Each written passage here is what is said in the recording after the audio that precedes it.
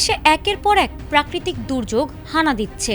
কখনো বন্যা, আবার কখনো অতিবৃষ্টিতে দেশের কোনো না কোনো জেলা বারবার বিপদের মুখে পড়ছে।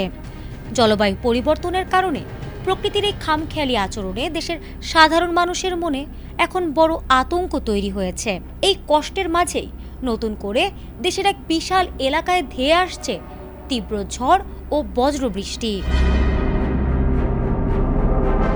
বাংলাদেশ আবহাওয়া অধিদপ্তরের সর্বশেষ সতর্কবার্তা অনুযায়ী রাজধানী ঢাকা ও খুলনা সহ দেশের 10টি অঞ্চলের ওপর দিয়ে তীব্র ঝড় বৃষ্টির সম্ভাবনা রয়েছে।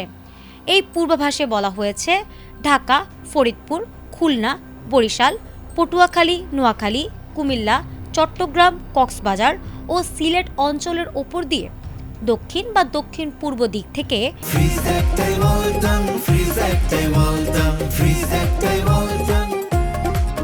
ঘন্টায় ৪৫ থেকে ৬০ কিলোমিটার বেগে অস্থায়ী দমকা অথবা ঝড়ো হাওয়া বয়ে যেতে পারে।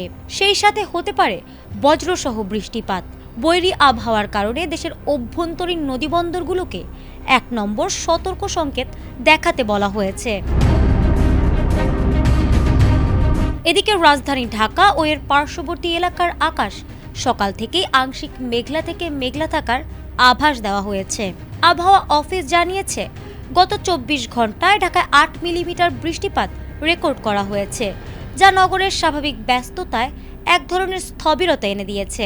জলবায়ু পরিবর্তনের প্রভাবে দেশজুড়ে যখন ঘন ঘন বন্যা ও ভূমিধসের আতঙ্ক বাড়ছে, তখনই নতুন ঝড় বৃষ্টির পূর্বাভাস উপকূলীয় ও নদী অববাহিকার বাসিন্দাদের উদ্বেগ আরও বাড়িয়ে দিয়েছে।